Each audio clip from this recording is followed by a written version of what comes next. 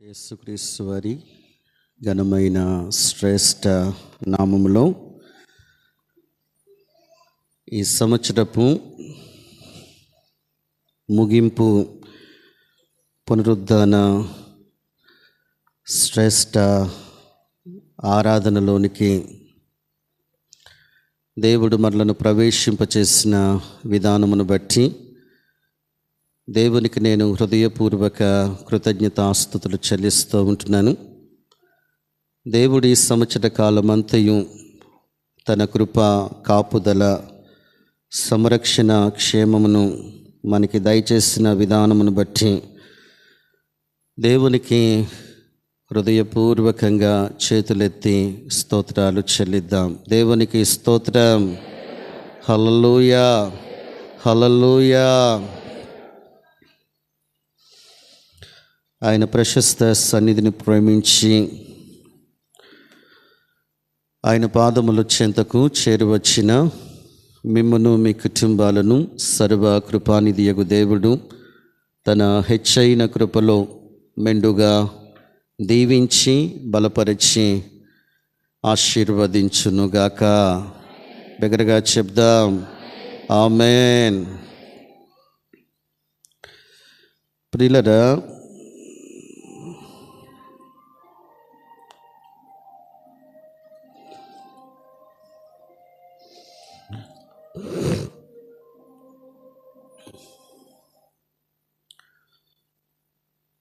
దేవుని పిల్లలమైనటువంటి మనం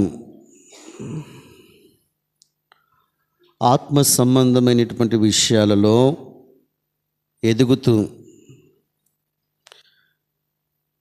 దైవిక అనుభవాలు కలిగి మనము బ్రతకాలని దేవుడు ఆశపడుతూ ఉన్నాడు.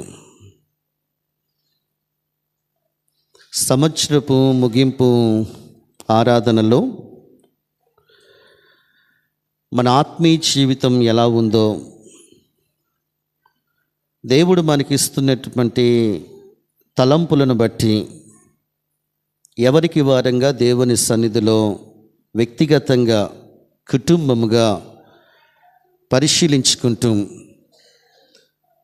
ఈ సంవత్సర కాలంలో ఆత్మీయ జీవితంలో నేను ఏ రీతిగా ఎదుగుతూ వచ్చాను, ఫలిస్తూ వచ్చాను, బలపరచబడుతూ వచ్చాను అని ఎవరికి వారంగా స్వపరీక్ష చేసుకోవాల్సిన ఆవశ్యకత ఎంతైనా ఉంది. నేను దేవుడు ఆశించే రీతిగా ఆత్మీయ జీవితంలో నేను ఎదుగుతూ వచ్చానా, ఫలిస్తూ వచ్చానా అన్న దేవుడు మనకు వేస్తున్నటువంటి ఆ ప్రశ్న ముందు మనము బదులు చెప్పాలి. ఆత్మీయ జీవితంలో మనము ఎంత ఎదిగాము అనే దానిని ఎవరికి వారంగా పరిశీలించుకోవాలి. దేవుడు మనకు అందుకే ఆయుష్కాలాన్ని ఇస్తున్నాడు. తన కృపను దేవుడు మన పట్ల చూపుతూ ఉన్నాడు. అద్భుతమైనటువంటి దైవజనులు బిల్లీ గ్రహం గారు ఒక అద్భుతమైనటువంటి మాట అన్నారు. ప్రియులరా, ఏమన్నారంటే, ఆత్మీయ జీవితంలో ఎదిగే విశ్వాసులను బట్టి నిత్యము దేవునికి సంతోషము మహిమ ఆరోపించబడుతుందంట. దేవునికి స్తోత్రం. ఆత్మీయ జీవితంలో ఎదిగే విశ్వాసులను బట్టి ఎంత ఎదిగాము, ఎంత ఫలించాము, ఒకవేళ ఎదక్కపోతే, ఆధ్యాత్మిక జీవితంలో మనం ఎదక్కపోతే మన విషయమే దేవునికి దుఃఖము. ప్రియులరా, ఈరోజు చాలామంది ఆధ్యాత్మిక జీవితంలో ఎదిగామనుకుంటున్నారు, కానీ ఎదగాల్సినంతగా వారు ఎదగలేకపోతూ ఉన్నారు. వాటికి అడ్డుబండలేంటో, ఆటంకాలేంటో వారికే బాగా తెలుసు. మనం ఆధ్యాత్మిక జీవితంలో మనము ఎదిగినప్పుడు దేవుడు తప్పకుండా వారి ద్వారా మహిమ పొందుకుంటాడు. వారిని, వారి కుటుంబాలను బలపరిచి ఆశీర్వదిస్తాడు. ఈరోజు చాలామంది ఎదిగామనుకుంటున్నారు. అందుకోసమే లేఖనంలో ఒక మాట ఉంది, జీవించుచున్నావన్న పేరు మాత్రమే ఉన్నది, వారు మృతమైన స్థితిని కలిగి ఉన్నారు. ఆత్మీయ జీవితంలో ఎంత ఎదిగాము అన్న ప్రశ్న దగ్గర నీ జీవితం నిరూపమానంగా, క్రియారూపకంగా నీ ఎఫెక్ట్ బయటికి కనిపించాలి. నీ ఆత్మీయ స్థితి అనేకుల మీద ప్రభావితం అవ్వాలి. నీ ఆత్మీయ జీవితం ద్వారా అల్టిమేట్గా దేవుడు అత్యున్నతంగా మహిమ పొందుతూ రావాలి. ఈ ఆత్మీయత అనేటటువంటి మాటకి గ్రీకులో వాడబడినటువంటి మాట ఏంటంటే కైరునోస్ అనేటటువంటి మాట ఉపయోగించాడు. ఏంటి ప్రియులరా? కైరునోస్ అనేటటువంటి మాట ఉపయోగించాడు. ఆ మాట యొక్క అర్థం ఏంటంటే దైవిక లీనము, దైవిక తపన. దైవిక లీనం అంటే దేవునితో నిండిపోవటం, ఆధ్యాత్మిక తపన. ఈ ఆత్మీయులకు చెప్పండి, దైవిక లీనం దేవుని యొక్క ఆలోచనలతో, దేవుని యొక్క ఉద్దేశాలతో, దేవుని కోసం బ్రతకాలనేటువంటి అపేక్ష కలిగి వారు ఎప్పుడు బ్రతుకుతారు ప్రియులరా. దైవిక లీనం, కైరునోస్ అనేటటువంటి మాట యొక్క అర్థం ఏంటంటే దైవిక లీనం, ఆధ్యాత్మిక ఎదుగుదల. నిజమైన ఆత్మీయుడు అంతకంతకు ఆత్మీయ జీవితంలో ఏమవుతూ వస్తాడు? ఎదుగుతూ వస్తాడు, ఫలిస్తూ వస్తాడు. ఎదిగామా? దేవుని కొరకు ఎదగాలన్నటువంటి అపేక్ష మనకుందా? తృష్ణ మనకుందా? ఆకాంక్ష మనకుందా? దేవుడు మనలను ప్రశ్నిస్తున్నాడు ప్రియులరా. ఈ ముగింపు ఆరాధనలో దేవుడు మనతో మాట్లాడుతున్నటువంటి మాట ఏంటంటే ఆత్మీయ జీవితంలో ఏ మేరకు విశ్వాసి ఎదుగుతూ వచ్చావు, ఫలిస్తూ వచ్చావు? ఆధ్యాత్మికంగా నేను కోరుకునే రీతిగా నువ్వు ఎదుగుతూ ఉన్నావా అని దేవుడు అడుగుతున్నటువంటి ఆ ప్రశ్నకు మనము బదులు చెప్పాలి ప్రియులరా. ఇక్కడ కొన్ని మాటలు చెప్పడానికి నేను ఇష్టపడుతూ ఉంటున్నాను. ఆత్మీయ జీవితంలో ఎదగని వారు ప్రియులరా, ఆత్మీయ జీవితంలో ఎదగిన వారు దేవుణ్ణి ఎప్పటికీ ఏం చేయలేరు? సంతోషపెట్టలేరు. ఆత్మీయ జీవితంలో ఎదగలేనటువంటి వారు దేవుణ్ణి ఎప్పటికీ సంతోషపెట్టలేరు. వారు ఎప్పుడు చెప్పండి శరీర సంబంధమైనటువంటి వాటి మీదే వారు దృష్టిని పెడతారు ప్రియులరా. ఇంకా శరీర సంబంధమైనటువంటి ఆలోచనలు కలిగేవారు బ్రతుకుతారు. నేను ఆధ్యాత్మికంగా ఎదగాలి, ఆత్మీయంగా ఎదగాలి, దేవుడు కోరుకునేటటువంటి రీతిగా నేను బ్రతకాలి అన్నటువంటి ఆలోచనలు కలిగేవారు బ్రతకరు. కానీ వారు దృష్టి అంతా చెప్పండి దేని మీద ఉంటుంది? శరీర సంబంధమైనటువంటి వాటి మీద ఉంటుంది. రోమీలకు రాసినటువంటి పత్రికలో రోమాపత్రిక 8వ అధ్యాయము, రోమాపత్రిక 8వ అధ్యాయము 8వ వచనం, కాగా శరీర స్వభావము గలవారు దేవుణ్ణి సంతోషపరచలేరు. ఏ స్వభావము కలిగిన వారు? శరీర స్వభావము కలిగినటువంటి వారు. ఆత్మ సంబంధులైతే, ఆధ్యాత్మిక జీవితంలో ఎదుగుతున్నటువంటి దేవుని పిల్లలైతే దేవుణ్ణి చెప్పండి సంతోషపెడతారు, ఆధ్యాత్మిక జీవితంలో అంతకంతకు ఎదుగుతారు ప్రియులరా. కానీ శరీర సంబంధులు దేవుణ్ణి ఏం చేయలేరు? సంతోషపరచలేరు. వారి మనసంతా కూడా చెప్పండి ఇప్పుడు భూ సంబంధమైనటువంటి వాటి మీదే ఉంటుంది. ఇదే 8వ అధ్యాయం 5వ వచనం కూడా చూడండి. 8వ అధ్యాయం 5వ వచనం, శరీరానుసారులు శరీర విషయముల మీద మనస్సు ఉంచుతారు, ఆత్మానుసారులు ఆత్మ విషయముల మీద మనస్సు ఉంచుతారు. మీరు క్రీస్తుతో కూడా లేపబడినటువంటి వారైతే పైనున్న వాటినే వెదకండి, ఆత్మ సంబంధమైనటువంటి వాటి మీదే మనస్సు పెట్టండి. ఇంకా ఆత్మీయులమని చెప్పండి, ఇంకా శరీర సంబంధమైనటువంటి వాటి మీద మనకి మనస్సు పోవట్లేదు. వాటి మీదే మన ఆలోచనలు పరుగులు పెడుతూ ఉన్నాయి. వాటి మీదే మన దృష్టిని మనము కేంద్రీకరిస్తూ ఉంటున్నాం. ఒక మాటను దేవుడు జ్ఞాపకం చేస్తున్నాడు. నిజమైనటువంటి ఆత్మీయుడు దేవుని చెప్పండి ఎల్లప్పుడూ ఏం చేసేవాడిగా ఉంటాడు? సంతోషపెట్టేవాడిగా ఉంటాడు. శరీర సంబంధమైనటువంటి వాటికి తన జీవితంలో చోటివ్వడు. శరీర స్వభావము కలిగినటువంటి వారు ఏం చెప్తున్నాడు లేఖనములో? దేవుని సంతోషపెట్టలేరు. ఇంకా చాలామంది ఇంకా శరీర సంబంధమైనటువంటి వాటి మీదే వారి దృష్టి, వారి ఆలోచనలు, మనస్సు నిండా అవే ఆలోచనలతో నిండిపోయారు. నేను ఈ సంవత్సరం చెప్పండి ఎంత ఆధ్యాత్మికంగా ఎదిగాను, ఎంత ఆధ్యాత్మికంగా ఫలించాను, ఎంత ఆధ్యాత్మికంగా తపన కలిగి ఉన్నాను. కైరునోస్ అనేటటువంటి మాటకి దేవుని ఆలోచనలతో మనం నిండిపోవాలి. దేవుడు ఆశించేటటువంటి రీతిగా ఆధ్యాత్మిక జీవితంలో మనం ఎదుగుతూ రావాలని దేవుడు ఆశపడుతూ ఉంటుండగా ఆ క్రమంలో దేవుని పిల్లలమైనటువంటి మనము ఎదిగామా, ఫలించామా అన్న ప్రశ్న దేవుడు మనకి వేస్తుంటుండగా మనల్ని దేవుని సన్నిధిలో పరిశీలించుకోవాలి ప్రియులరా. రెండో మాట నేను మీకు జ్ఞాపకం చేస్తాను. ఆత్మీయ జీవితంలో ఎదగనటువంటి వారు వాళ్ళకి నువ్వు ఎంత బోధించు ఆ బోధ వారి హృదయాల్లో పనిచేయదు. నువ్వు ఎంత బోధించు, నువ్వు ప్రతి ఆదివారం, ప్రతి శుక్రవారం టీవీలలో, బయట సభలలో దేవుడు చెప్పండి వారికి సూటిగా మాట్లాడుతున్నా కానీ ఆ మాటలు చెప్పండి వారికి లెక్క ఉండదు ప్రియులరా, లెక్క చేయరు, వారి హృదయాల్లోనికి అన్వయింపు చేసుకోరు. ఎవరు?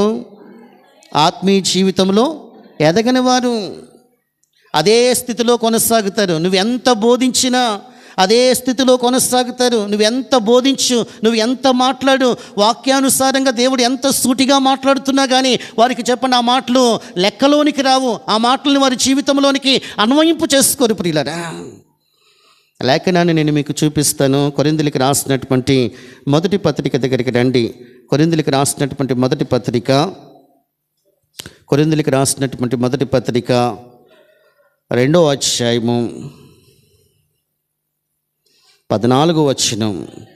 ప్రకృతి సంబంధి అయినటువంటి మనుష్యుడు దేవుని ఆత్మ విషయములను అంగీకరింపడు, అవి అతనికి ఎలా ఉంటాయంట?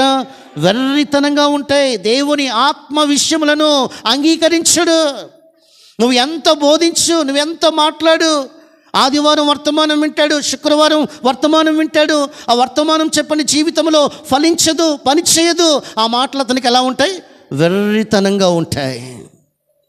ప్రకృతి సంబంధి అయినటువంటి మనుష్యుడు, శరీర సంబంధి అయినటువంటి మనుష్యుడు, ఆధ్యాత్మికంగా ఎదగాలన్నటువంటి తపన లేనటువంటి విశ్వాసి దేవుని ఆత్మ సంబంధమైనటువంటి విషయములను అంగీకరించడు. అవి అతనికి ఎలా ఉంటాయి? వెర్రితనంగా ఉంటాయి. జీవితంలోనికి అన్వయింపు చేసుకోవాలన్నటువంటి అపేక్ష కలిగి ఉండడు. రోమాపత్రిక 9:8 ఏం చెప్తుంది తెలుసా? శరీర సంబంధులైనటువంటి వారు దేవుని పిల్లలు కారు, ఆత్మ సంబంధులే దేవుని ఆత్మ చేత ఎందరైతే నడిపించబడతారో వారు దేవుని కుమారులు కుమార్తెలు. శరీర సంబంధులు ఏమన్నాడు 9:8లో? శరీర సంబంధులు దేవుని పిల్లలు కారు. ఆత్మ సంబంధులైతేనే దేవుడు నాతో మాట్లాడాడు, వాక్యమై ఉన్న దేవుడు నాతో మాట్లాడాడు, ఆ మాటల చేత నా జీవితాన్ని దేవునికి సమర్పించుకోవాలి, దేవుడు ఆశించే రీతిగా నేను బ్రతకాలి, జీవించాలి అన్న తపన, తృష్ణ ఆ వ్యక్తిలో ఉంటుంది. ఏ వ్యక్తిలో? ఆత్మీయుడికి, శరీర సంబంధికి కాదు. దేవుడు ఈ ఆరాధనలో నీతో మాట్లాడుతున్నాడు. ఆత్మీయ జీవితంలో మనం ఎంత ఎదిగాం, ఆత్మీయ జీవితంలో ఎలా ఎదుగుతున్నాం, ఆత్మీయ జీవితంలో ఎలాంటి దైవిక అనుభవాలు కలిగి మనము బ్రతుకుతున్నాం. దేవుడు మనకి వాక్యపు వెలుగులో నుంచి మనల్ని సూటిగా ప్రశ్నిస్తున్నటువంటి ఆ ప్రశ్నకు మనము దేవుని సన్నిధిలో స్వపరీక్ష చేసుకోవాలి. 3వ మాట చెప్పి నేను వర్తమానంలోనికి వెళ్తాను ప్రియులరా. 3వ మాట అంటే ఆత్మీయత లేనివాడు పరిశుద్ధాత్మను దుఃఖపెట్టే పనులు చేస్తాడు. ఎవరండి? ఆత్మీయత లేనివాడు పరిశుద్ధాత్మను దుఃఖపెట్టే పనులు చేస్తాడు. ఆత్మను చెప్పండి ఏం చేయొద్దన్నాడు? దుఃఖపెట్టకండి. పరిశుద్ధాత్మను దుఃఖపెట్టే పనులు చెప్పండి. ఆత్మీయత లేని వాళ్ళు చేస్తారు ప్రియులరా, దైవ భయము లేనటువంటి వాళ్ళు చేస్తారు. వీళ్ళకి ఎలా ఉంటుంది తెలుసా? నిజమైనటువంటి ఆత్మీయుడికి ఏమనిపిస్తుంది తెలుసా? దేవుని యొక్క కోపం మా మీదకి రగులుకుంటుంది అన్నటువంటి భయముతో దేవునికి వ్యతిరేకమైనటువంటి ఏ పని చేయటానికి ఇష్టపడ్డాం. ఆత్మీయత లేనటువంటి వాడు చెప్పండి ప్రతి దాన్ని టేక్టీజీగా తీసుకుంటాడు. ఏం చేస్తాడులే దేవుడు. ఈరోజు చాలామంది అదే వాక్యం తెలుసు, వాళ్ళకి ఇది దేవుని చిత్తం కాదని తెలుసు, అది దేవునికి వ్యతిరేకమని తెలుసు, కానీ చెప్పండి ఆత్మీయ జీవితంలో ఎదగాల్సినంతగా వారు ఎదగరు కనుక పరిశుద్ధాత్మను దుఃఖపెట్టే పనులు చేస్తారు. ఈరోజు చాలా మోస్ట్లీ కార్యక్రమాలలో లోకం ప్రవేశించడానికి గల ప్రధానమైనటువంటి కారణం ఏంటంటే ఆత్మీయ జీవితంలో ఎదక్కపోవటమే.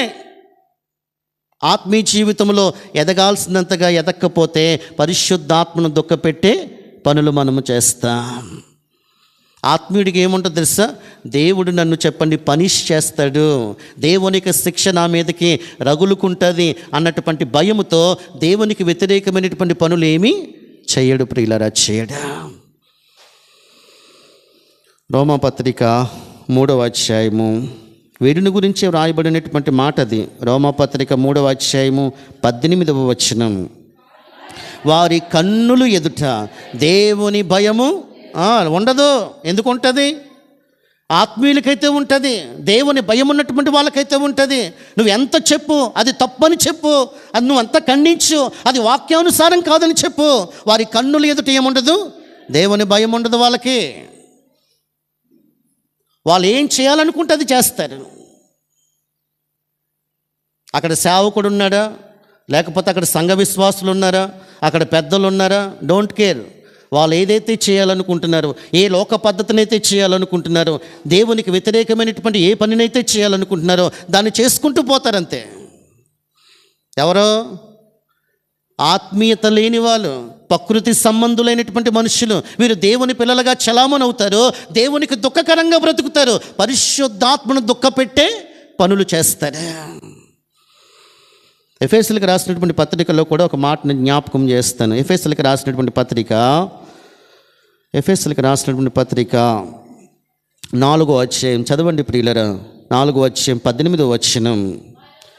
వారైతే అంధకారమైన మనస్సు గలవారి తమ హృదయ కాఠిన్యము వలన తమలోనున్న అజ్ఞానము చేత దేవుని వలన కలుగు జీవములో నుండి వేరుపరచబడిన వారై తమ మనస్సుకు కలిగినటువంటి వ్యర్థతను అనుసరించి, ఆ దేవునిలో నుండి వేరుపరచబడినటువంటి వారే తమ మనస్సుకు కలిగినటువంటి వ్యర్థతను అనుసరించి ఎలాగైతే నడుచుకోకూడదు, దేవునిలో నుంచి వేరైపోయారు. దేవుని పిల్లలే, ఆత్మీయులమని చెప్పుకునే వాళ్ళే, ప్రతి ఆదివారం శుక్రవారం దేవుని సన్నిధికి వెళ్ళేవారే, తమ మనస్సుకు కలిగినటువంటి వ్యర్థతను అనుసరించి నడుచుకునేవారు.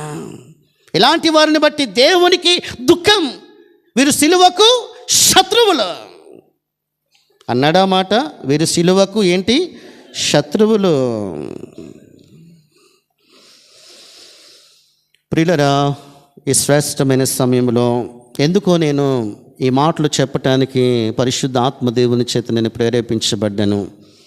మొట్టమొదటి మాట ఏం చెప్పాను నేను, ఆత్మీయుడు చెప్పండి శరీర సంబంధమైనటువంటి వాటి మీద మనస్సు పెట్టడు, ఆత్మ సంబంధమైనటువంటి వాటి మీదనే మనస్సు పెడతాడు. రెండవది ఏం చెప్పాను, వాక్యానికి సంపూర్ణంగా అతడు ఏమవుతాడు, లోబడతాడు. వాక్యం చెప్పే రీతిగా అతడు బ్రతకటానికి ఇష్టపడతాడు, వాక్య అనుభవాలలో తన ఆత్మీయ జీవితాన్ని కట్టుకుంటాడు. మూడవది పరిశుద్ధాత్మను దుఃఖపెట్టే పనులు చేయడం. నిజంగా నువ్వు ఆత్మీయుడివైతే ఈ 3 శ్రేష్టమైనటువంటి అనుభవాల దగ్గర మన జీవితాలు ఎలా ఉన్నాయో ఎవరికి వారంగా పరిశీలించుకోవాలి. ఇంకెంతకాలం దుఃఖపడతామండి, ఇంకెంతకాలం ఆయాసపడతామండి, ఇంకెంతకాలం దేవునికి విరోధంగా జీవిస్తామండి. ఆత్మీయ జీవితంలో అంతకంతకు దేవునికి మహిమకరముగా ఎదగాల్సినటువంటి దేవుని పిల్లలు త్రొట్టిల్లిపోతూ ఉంటుంటే, దేవునికి దూరం అయిపోతూ ఉంటుంటే, దేవునికి విరోధంగా జీవిస్తూ ఉంటుంటే దేవునికి మనలను బట్టి సంతాపం, వేదన, దుఃఖం కలుగుతుంది. ఆత్మీయ జీవితంలో నువ్వు ఎదిగినప్పుడే నిన్ను బట్టి దేవునికి మహిమ ఆరోపించబడుతుంది. దేవునికి స్తోత్రం. ఈ శ్రేష్టమైనటువంటి సమయంలో వాక్యపు కోణములో ఆత్మీయుని జీవితాన్ని మనము చూద్దాం ప్రియులరా. ఆత్మీయుడు ఎలా ఉంటాడో వాక్యపు కోణములో కొన్ని సంగతులు నేను చాలా త్వరితంగా మీ ముందు పెట్టడానికి నేను పరిశుద్ధ ఆత్మదేవుని చేత నేను ప్రేరేపించబడుతూ ఉంటున్నాను. ఆత్మీయునికి ఉండేటటువంటి మొట్టమొదటి క్యారెక్టరిస్టిక్ ఏంటంటే they were strong fellowship with God. దేవునితో అతడు పటిష్టమైనటువంటి సంబంధాన్ని, సహవాసాన్ని కలిగి ఉంటాడు. లోక సంబంధితమైనటువంటి వాడితో అతడు సహవాసం చేయడు, వ్యర్థమైనటువంటి వాడితో సహవాసం చేయడు. ఈరోజు ఆత్మీయ జీవితంలో ఎదగాల్సినంతగా ఎందుకు దేవుని పిల్లలైనటువంటి వారు ఎదగలేకపోతున్నారంటే దేవునితో కాకుండా వ్యర్థమైనటువంటి వాడితో సహవాసం చేయటం వల్ల ఆధ్యాత్మిక జీవితంలో ఎదగాల్సినంతగా ఎదగలేకపోతూ ఉన్నారు. నువ్వు ఆత్మీయ జీవితంలో అంతకంతకు ఎదుగుతున్నటువంటి విశ్వాసవైతే, దైవికమైనటువంటి లక్షణాలు కలిగినటువంటి విశ్వాసవైతే వ్యర్థమైనటువంటి వాడితో నువ్వు సహవాసము చేయము. లేఖనము చెప్తుంది, కొరింథీయులకు రాసినటువంటి మొదటి పత్రిక 7వ అధ్యాయం చదువుదాం. కొరింథీయులకు రాసినటువంటి మొదటి పత్రిక 7వ అధ్యాయము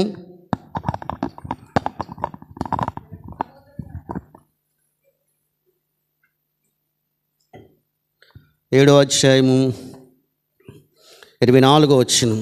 సహోదరులారా, ప్రతి మనుష్యుడును ఏ స్థితిలో పిలువబడినో ఆ స్థితిలోనే దేవునితో చెప్పండి సహవాసము కలిగి ఉండాలి. ఎవరితో చెప్తున్నాడు అపోస్తలుడైనటువంటి పౌలు ఈ మాట? కొరింథీ సంఘముతో చెప్తున్నాడు. అవిశ్వాసులతో వాళ్ళు చెప్పండి మిక్స్ అయిపోయారు, లోక పద్ధతులతో మిక్స్ అయిపోయారు, వ్యర్థమైనటువంటి వాటిని అనుసరిస్తున్నటువంటి కొరింథీ సంఘముతో అపోస్తలుడైనటువంటి పౌలు చెప్తున్నటువంటి మాట, దేవుడు మీ పట్ల ఒక ప్రణాళిక కలిగి ఉన్నాడు. దేవుడు మిమ్మల్ని రక్షించుకుంది వ్యర్థమైనటువంటి వాడితో, అన్యులతో, భక్తిహీనులతో, దేవునికి వ్యతిరేకమైనటువంటి వాడితో కాదు. మీరు సహవాసం చేయాల్సింది దేవునితోనే సహవాసం చేయాలి. చేస్తున్నామా ప్రియులరా? ఆత్మీయులమైతే ఎవరితో సహవాసం చేస్తాము? దేవునితో సహవాసం చేస్తాం. దేవునితో సహవాసం చేస్తున్నామా? యోహాను తన మొదటి పత్రిక 1:3 ఉంటాడు, మన సహవాసం అయితే తండ్రితో కూడాను ఆయన కుమారుడైనటువంటి యేసుక్రీస్తుతో కూడా ఉండాలి. దేవునితో సహవాసం చేసేటటువంటి విశ్వాసి ఆధ్యాత్మిక జీవితంలో చాలా శక్తిమంతుడిగా ఉంటాడండి.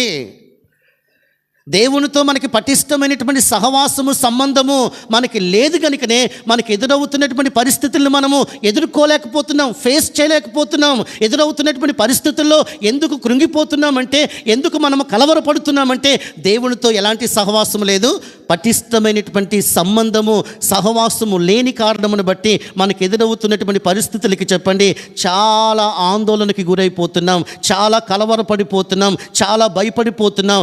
దేవునితో పటిష్టమైనటువంటి సహవాసము కలిగినటువంటి వాళ్ళమైతే ఏ పరిస్థితులకి చెప్పండి ఏమవ్వం, వాటిని ఫేస్ చేయగలుగుతాం, వాటిని ఎదుర్కోగలుగుతాం. కారణం ఏంటంటే మనకి చెప్పండి ఎవరితో సహవాసం ఉంది?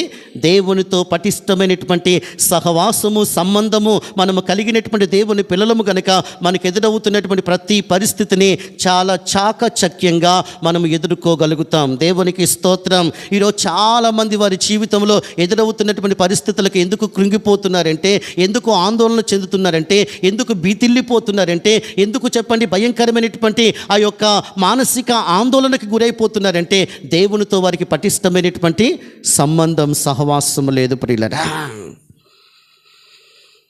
సాతానుగాడి యొక్క స్ట్రాటజీ ఏంటో తెలుసా? నువ్వు ఎవరితోనైతే అధిక సహవాసం చేయకూడదో వాళ్ళతో చేయనివ్వడం, దేంతో చేయకూడదో దాంతో చేయిస్తాడు. సాతాను యొక్క స్ట్రాటజీ నువ్వు ఆత్మీయ జీవితంలో ఎదగకుండా చేయటమే, దేవునికి ఉన్నతమైనటువంటి ప్రణాళికలో అంత కొంతకు ఎదగకుండా చేయటమే సాతానుగాడి యొక్క ఉన్నతమైనటువంటి ధ్యేయం, ఉద్దేశం ప్రియులరా.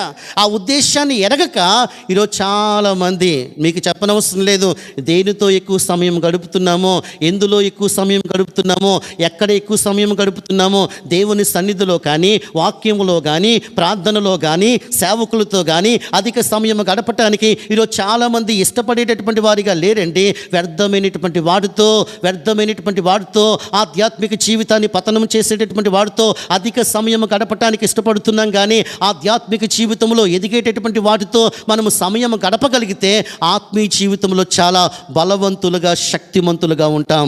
దేవునికి స్తోత్రం.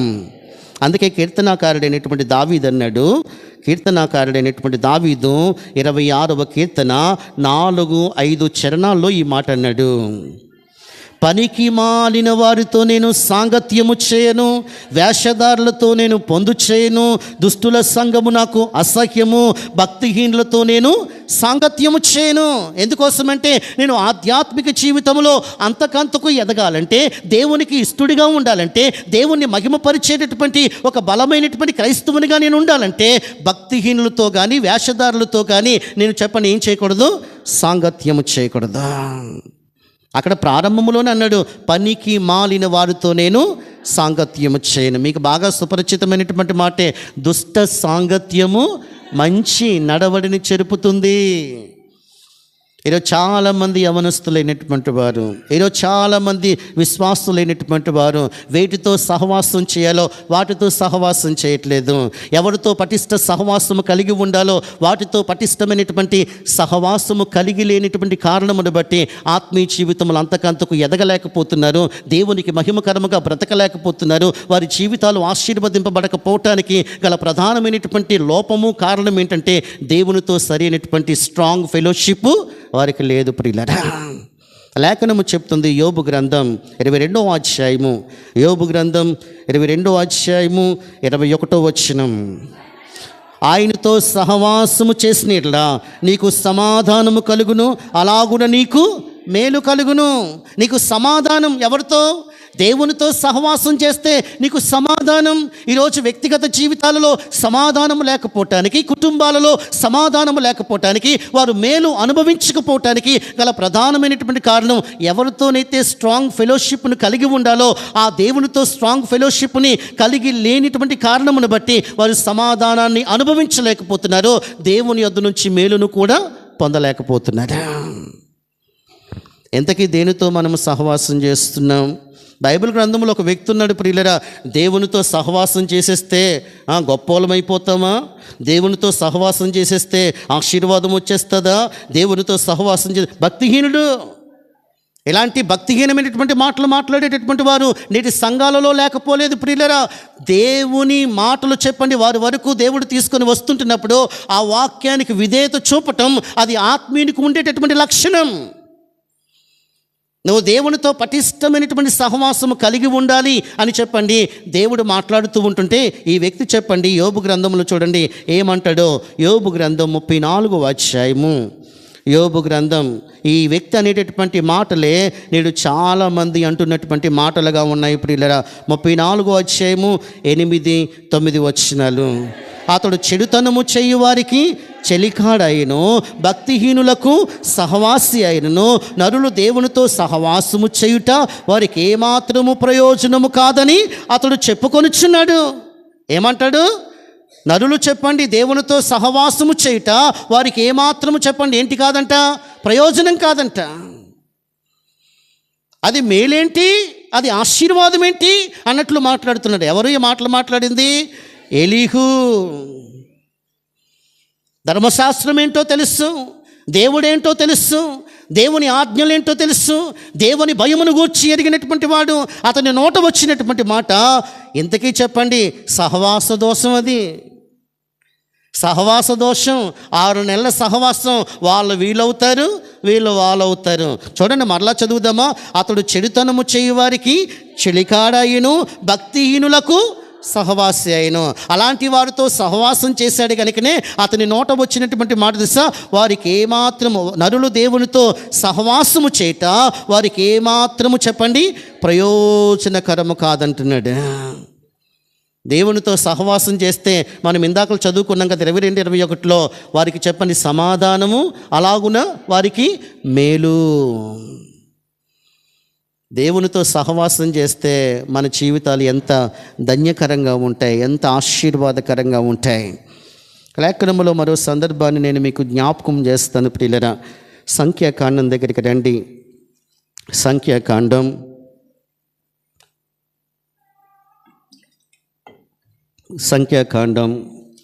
25వ అధ్యాయము 2-3 వచనాలు. ఆ స్త్రీలు తమ దేవతల బలులకు ప్రజలను పిలువగా వీరు భోజనము చేసి వారి దేవతలకు నమస్కరించిరి. అట్లు ఇశ్రాయేలీయులు బయల్పోరుతో కలుసుకొనినందున వారి మీద యెహోవా కోపము రగులుకుంది. ఎవరితోనైతే దేవుడు సహవాసం చేయొద్దన్నాడో వారితోనే సహవాసం చేయటానికి, వారి విగ్రహాలకు అర్పించినటువంటి వాటిని తినడానికి, ఆ యొక్క విగ్రహాలకి నమస్కారం చేయటానికి వాళ్ళతో భయంకరంగా వారు ప్రవర్తించినటువంటి, భయంకరంగా జీవించినటువంటి కారణమును బట్టి యెహోవా కోపము వారి మీదకి రగులుకుంది. మరో మాట కూడా చూపించాలి మీకు. 106వ కీర్తన 35వ చరణం. ఏంటమ్మా? అన్యజనులతో సహవాసము చేసి. ఈరోజు చాలామంది అన్యజనులతో చెప్పండి ఏం చేయొద్దు అన్నాడు దేవుడు. మీరు అన్యజనులతో సహవాసం చేయొద్దు అంటే అన్యజనులతోనే. అందుకే కొరింథీయులకు రాసినటువంటి పత్రికలు ఏమంటాడు? మీరు అవిశ్వాసులతో విజోడిగా ఉండకండి, అన్యజనులతో సహవాసం చేసి వారి క్రియలను నేర్చుకున్నారు. క్రియలు నేర్చుకోవటమే కాదు, 36 కూడా చదవండి. వారి విగ్రహములకు పూజ చేస్తారు, అవి వారికి ఉరిగా మారిపోయాయి. నిజమైనటువంటి ఆత్మీయుడు నిజమైనటువంటి ఆత్మీయునిలో ఉండాల్సినటువంటి మొట్టమొదటి క్యారెక్టరిస్టిక్ ఏంటంటే they are strong fellowship with God. అతడు దేవునితో పటిష్టమైనటువంటి సంబంధము సహవాసము కలిగినటువంటి వాడిగా ఉంటాడు. రెండో విషయాన్ని నేను మీకు జ్ఞాపకం చేస్తాను. ఆత్మీయుడు దేవుణ్ణి పరిపూర్ణంగా ప్రేమిస్తాడు. ఏంటి ప్రియులరా? ఆత్మీయుడు దేవుణ్ణి ఏం చేస్తాడు? పరిపూర్ణంగా ప్రేమిస్తాడు. లోకాన్ని కాదండి, వస్తువుల్ని కాదండి, ఉద్యోగాన్ని కాదండి, వేటినో కాదండి, దేవుణ్ణి, తన కోసం ప్రాణం పెట్టినటువంటి దేవుణ్ణి, తను విమోచించినటువంటి దేవుణ్ణి, తనకి చెప్పండి తన జీవితంలో ఆశ్చర్యకరమైనటువంటి కార్యాలు జరిగించినటువంటి దేవుణ్ణి పరిపూర్ణంగా ప్రేమించే విశ్వాసిగా ఆత్మీయుడిగా జీవిస్తాడు. ఈరోజు ఆ పరిపూర్ణమైనటువంటి ప్రేమ మన జీవితాలలో లోపించింది కనుకనే ఇవి మన జీవితాలలోనికి ప్రవేశించాయి. ఏంటో చెప్పమంటారా? ఆ పరిపూర్ణమైనటువంటి ప్రేమ నేడు చాలామంది జీవితాలలో లోపించినటువంటి కారణమును బట్టి ఏం ప్రవేశించింది తెలుసా? అసూయ ప్రవేశించింది, స్వార్థం ప్రవేశించింది, ద్వేషం ప్రవేశించింది, పగ ప్రతీకారంతో రగిలిపోతూ ఉన్నారు, కక్షలు విమర్శించుకోవటంతో చెప్పండి వారి జీవితం కొనసాగిపోతూ ఉంది. ఇవన్నీ చెప్పండి పరిపూర్ణమైనటువంటి దేవుని ప్రేమ మనలో లేకపోతే ఇవన్నీ మనలోనికి చెప్పండి సాతానుడు ఇంజెక్ట్ చేసేస్తాడు. సాతానుడు చెప్పండి ఆ యొక్క లక్షణాలన్నిటితో మన హృదయాన్ని నింపేస్తాడు. దేవుని ప్రేమ వాటన్నిటిని కూడా డిలీట్ చేయగలుగుతుంది. శాశ్వతమైనటువంటి ప్రేమతో దేవుడు నిన్ను ఎందుకు ప్రేమించాడు తెలుసా? ప్రాణము పెట్టినంతగా దేవుడు మనల్ని ఎందుకు ప్రేమించాడంటే ఆయన పిల్లల జీవితాల్లో ఎలాంటి ప్రేమ కలిగి ఉండాలని, పరిపూర్ణమైన క్రీస్తు ప్రేమ కలిగి నిజమైన ఆత్మీయులుగా మనము జీవించాలి అని దేవుడు ఆశపడుతున్నాడు. ప్రియమైనటువంటి వాళ్ళరా, రండి మనము చదువుకున్నటువంటి ఆ లేఖన భాగం దగ్గరికి మనం వెళ్దాం.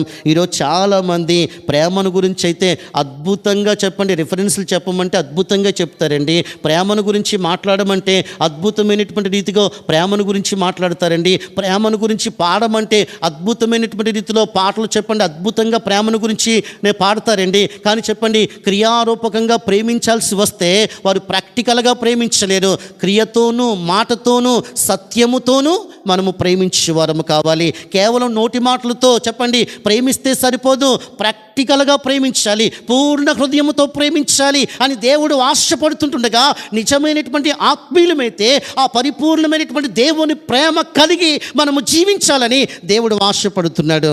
దేవునికి స్తోత్రం. కొరింథీయులకు రాసినటువంటి మొదటి పత్రిక మనము చదువుదాం. 13వ అధ్యాయము 2 నుంచి మనము చదువుదాం.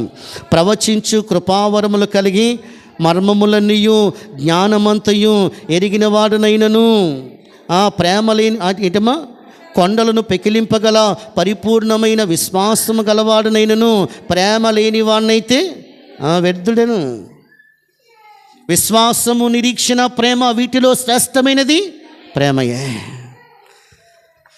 మనం ప్రేమ కలిగి జీవించాలి ప్రియులరా. ప్రేమ కలిగి మనము జీవించాలని దేవుడు ఆశపడుతున్నాడు. ఈ మాటలు మీ అనుభవాలలోనికి రానివ్వండి. ఏంటో తెలుసా? నిజంగా మనం ఆత్మీయులమైతే, నా మాటలు మీరు చాలా శ్రద్ధగా వినాలి, మనం నిజంగా ఆత్మీయులమైతే దేవుని ప్రేమ చేత మనము నింపబడతాం. మనం నిజంగా ఆత్మీయులమైతే దేవుని ప్రేమలో మనం ఎదుగుతాం. మనం నిజంగా ఆత్మీయులమైతే ప్రేమ కలిగి మనం నడుచుకుంటాం. మనం నిజంగా ఆత్మీయులమైతే ప్రేమ కలిగి చెప్పండి ప్రతి పరిస్థితిని మనము ఓర్చుకుంటాం, సహిస్తాం. అక్కడ చెప్పాడు కదా 13వ అధ్యాయం చూడండి, ఆ యొక్క 4-5 వచనాలు మనం చదువుదాం. ప్రేమ దీర్ఘకాలము సహించును, దయ చూపించును, ప్రేమ మత్సరపడదు, ప్రేమ డంబముగా ప్రవర్తింపదు, అది ఉప్పొంగదు, అమర్యాదగా నడవదు, స్వప్రయోజనమును విచారించుకొనదు, త్వరగా కోపపడదు, అపకారమును మనస్సులో ఏది? ప్రేమ, క్రీస్తు ప్రేమ. ఈరోజు చెప్పండి లోపల ఒకటి పెట్టుకొని బయటకు ఒకటి మాట్లాడతాం. అందరినీ ఒకేలా ప్రేమించాం, క్రీస్తు చెప్పండి అది మనకు నేర్పించలేదు. పరిపూర్ణమైనటువంటి ప్రేమ కలిగినటువంటి వాళ్ళమైతే అందరినీ ఒకేలా ప్రేమిస్తాం. అందరి ఎడల చెప్పండి క్రీస్తు ప్రేమను మనం కనుపరుస్తాం. మదర్ తెరీసా దానికి తార్కాణంగా ఉన్నారు. ఆమె చెప్పండి కుష్టివారిని సహితం చెప్పండి ఆమె ముట్టుకోగలిగిందంటే లోపల ఉన్నటువంటి క్రీస్తు ప్రేమను బట్టి మాత్రమే. దేవునికి స్తోత్రం. లోపల క్రీస్తు ప్రేమ ఉంటేనే దేవుని కోసం మనం ఏదైనా చేయగలుగుతాం ప్రియులరా. ఇక్కడ ఏమంటాడు ప్రియులరా? అమర్యాదగా నడవదు, స్వప్రయోజనమును విచారించుకోదు, త్వరగా కోపపడదు, అపకారమును మనసులో ఉంచుకోదు. ఇందాకలో ఒక 4 మాటలు జ్ఞాపకం చేస్తాను, ఎవరికైనా గుర్తున్నాయా? నిజంగా ఆత్మీయులమైతే మనము దేవుని ప్రేమ చేత మనము నింపబడతాం. రెండవది, ప్రేమలో మనము ఎదుగుతాం. మూడవది, ప్రేమ కలిగి నడుచుకుంటాం. అన్నిటినీ చెప్పండి, సహించి ఓర్చుకుంటాం. రోమపత్రిక 5:5 ఏం చెప్తుంది? పరిశుద్ధాత్మ ద్వారా క్రీస్తు ప్రేమ మీ హృదయములలో కృమ్మరించబడినటువంటి మాట నిజమైతే ఎంత సహించుకోవాలండి, ఎంత ఓర్చుకోవాలండి, ఎంత ఆధ్యాత్మిక జీవితంలో ఎదగాలండి, ఎంత ప్రేమ కలిగి మనం నడుచుకోవాలండి. ఎఫెసీయులకు రాసిన పత్రిక 5వ అధ్యాయము 2వ వచనంలో ప్రేమ కలిగి మనం నడుచుకుంటాం. ఎఫెసీయులకు రాసిన పత్రిక 4వ అధ్యాయం 15వ వచనంలో ప్రేమ కలిగి సత్యము చెప్పుచు క్రీస్తు వలె ఉండుటకు మనం అన్ని విషయములలో ఎదుగుతాం. ఆత్మీయులు చెప్పండి, ప్రేమ కలిగి అన్ని విషయములలో ఆధ్యాత్మికంగా ఎదుగుతాడు. ఎందుకు ఎదగలేకపోతున్నామంటే, ఎందుకు చెప్పండి క్రీస్తు ప్రేమను అందరి ఎడల ఒకేలా చూపించలేకపోతున్నామంటే ఆ క్రీస్తు ప్రేమ మనలో పరిపూర్ణంగా లేదు ప్రియులరా. అందుకోసమే అపోస్తలుడైనటువంటి పౌలు ఒక అద్భుతమైనటువంటి ప్రార్థన చేశాడండి. ఏమని ప్రార్థన చేశాడో తెలుసా? అపోస్తలుడైనటువంటి పౌలు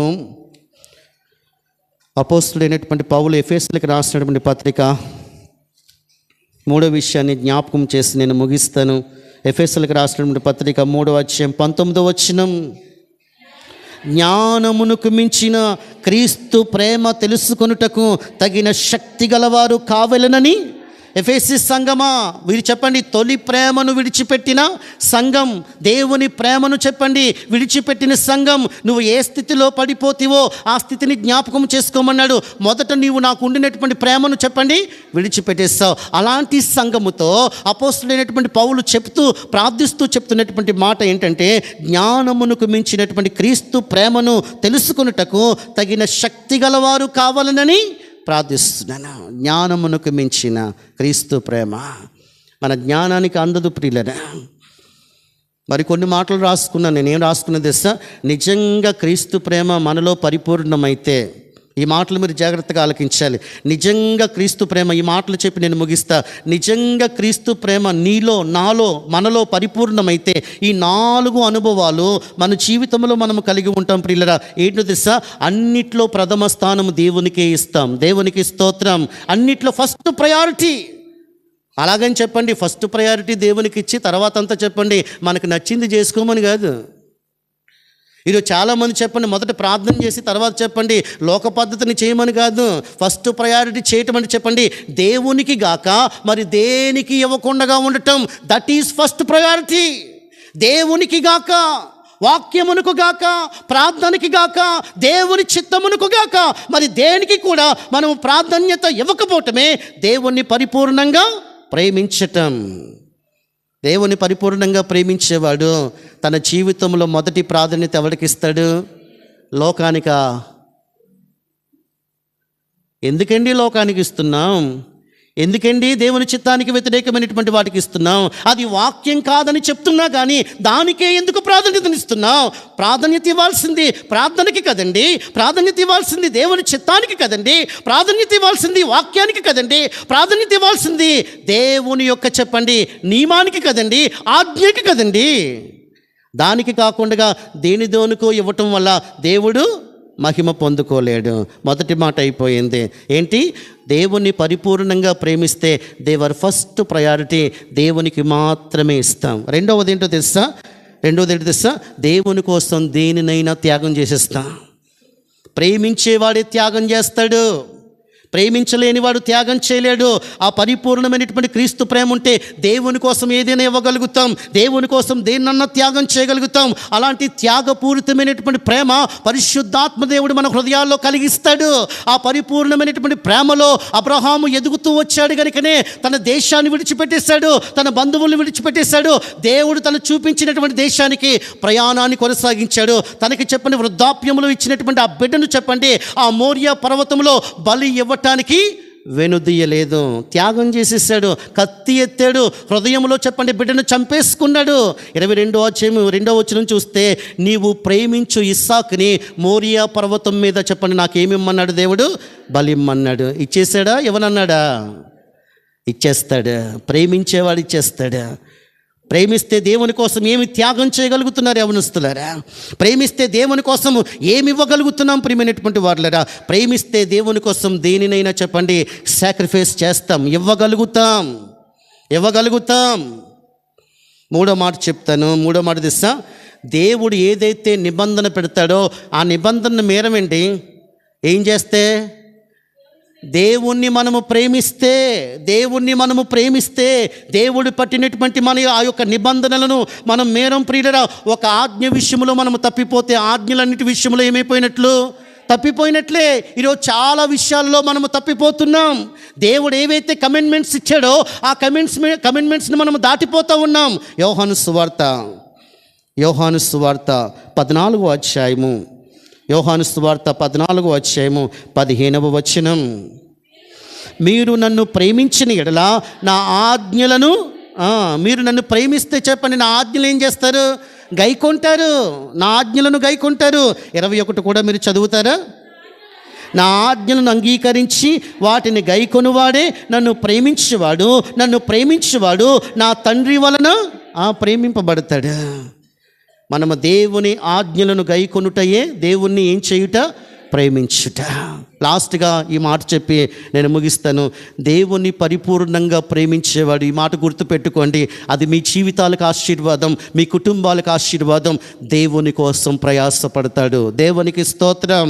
అతనికి అనారోగ్యం ఉన్నా, అతనికి బలహీనత ఉన్నా, అతని పరిస్థితి బాగోకపోయినా అతడు దేవుని కోసం ప్రయాసపడేవాడిగా ఉంటాడు. దేవునికి స్తోత్రం. నువ్వు ఎలాంటి పరిస్థితుల్లో ఉన్నా దేవుని కోసం ప్రయాసపడగలిగితే నీ కుటుంబాన్ని నా దేవుడు వర్ధిల్లింప చేయబోతూ ఉన్నాడు. దేవునికి స్తోత్రం. దేవుని కోసం ప్రయాసపడాలి. అపోస్తుడైనటువంటి పౌలు యొక్క ప్రయాస, రోమాపత్రిక 16వ అధ్యాయంలో చెప్పండి, వాళ్ళందరి ప్రయాస అల్టిమేట్గా దేవుని పరిపూర్ణంగా ప్రేమిస్తూ వచ్చారు కనుకనే దేవుని కోసం ఎంత ప్రయాసపడాలో అలా ప్రయాసపడుతూ వచ్చారు. పెర్సిస్ను గురించి వ్రాయబడినటువంటి మాట, ఈమె బహుగా దేవుని కోసం ప్రయాసపడింది. ప్రయాసపడాలి. ఆరోగ్యం బాగోలేదండి, టైం దొరకట్లేదండి, రాలేకపోతున్నామండి, చేయలేకపోతున్నామండి, వాళ్ళు చేస్తున్నారు కదండి. నువ్వెప్పుడు చేస్తావు? నీకు ఆరోగ్యం ఇచ్చింది దేవుని పరిచర్య చేయటానికి కదా, నీకు ఆరోగ్యం ఇచ్చింది దేవుని కోసం ప్రయాసపడ్డానికి కదా. యేసుక్రీస్తు ప్రభు వారిని గురించి ఒక మాట ఉంది, ఏంటి తెలుసా? ఆయన పరిచారము చేయించుకోవటానికి రాలేదు, అనేకులకు క్రయధనముగా చెప్పండి తన ప్రాణం పెట్టడానికి, పరిచర్య చేయటానికి వచ్చాడు. పరిచర్య చేయాలి. ఆదివారం చెప్పండి, ముందు చెప్పండి శనివారం నాడు చాలామంది మందిరాన్ని తుడుస్తున్నారు. రేపు చెప్పండి జనవరి 1కి భోజనాలు అనగానే చెప్పండి చాలామంది ప్రయాసపడతాం. మనం వచ్చి మాత్రం చెప్పండి భోజనం చేసి వెళ్ళిపోతాం. దాని వెనకాతల ఉన్న ప్రయాస ఎవరికి తెలీదు. సంఘములో జరుగుతున్నటువంటి కార్యక్రమాలలో నీ ప్రయాస ఎంత? నీ బాధ్యత ఎంత? నీ రెస్పాన్సిబిలిటీ ఎంత? దేవుని కోసం ఏం చేయగలుగుతున్నావు? దేవుణ్ణి ప్రేమించేవాడే దేవుని కోసం ఏదైనా చేస్తాడు. దేవుని కోసం ప్రయాసపడతాడు. వ్యర్థమైన వాటి కోసం ప్రయాస, దేవుని కోసం ప్రయాస ఏది? నాకు భలే ఇష్టమైన మాట తెలుసా? నువ్వు దేవుని పని చేస్తే చేస్తాడు. ఈ సూత్రం మర్చిపోకండి. దేవుని పని చేయాలి. కొంతమంది ఎలాంటి తెలుసా? ఫోటో పూజ ఇచ్చినట్లుగా చెప్పండి, ఏదో మూట ఎత్తినట్లుగా ఇలా చేయేస్తారంతే. మూట ఏం ఎత్తరాలు చేయేస్తారు, ఫోటోలో మాత్రమే కనబడతారు. వాళ్ళు ఏం పని చేయరు. ఆ టైంకి కనిపించి వెళ్ళిపోతారు, మాయమైపోతారు అంతే. ఫస్ట్ చెప్పండి వడ్డించే దగ్గర మాత్రం చెప్పండి ఒక గరిటేస్తారు. తర్వాత చెప్పండి లాస్ట్ వరకు ఉండడం. ఫస్ట్ నుంచి లాస్ట్ వరకు ఉండేవాడు చెప్పండి దేవుణ్ణి ప్రేమించేవాడు. దేవునికి స్తోత్రం. పరిచర్య అంటే ఇప్పుడు పరిచర్యలో మనం నలిగిపోవాలి. ఇదిగో పులిపిట్టి మీద మాట్లాడుతున్నటువంటి నేను మందిరాన్ని నేను ఒక్కడనే తుడిసేవాడిని, కార్పెట్లు నేను ఒక్కడనే వేసేవాడిని, మా యొక్క బాక్సులు నేను ఒక్కడనే పెట్టేవాడిని. అంశవారం సంఘంలో చెప్పండి ఆ పరిచర్య చేశాను కనుకనే దేవుడు తన కృపచేత జ్ఞాపకం చేసుకొని ఈ సంఘంలో చెప్పండి కాపరిగా ఉండటానికి దేవుడు ఆ కృపా భాగ్యాన్ని ఇచ్చాడు. దేవునికి స్తోత్రం.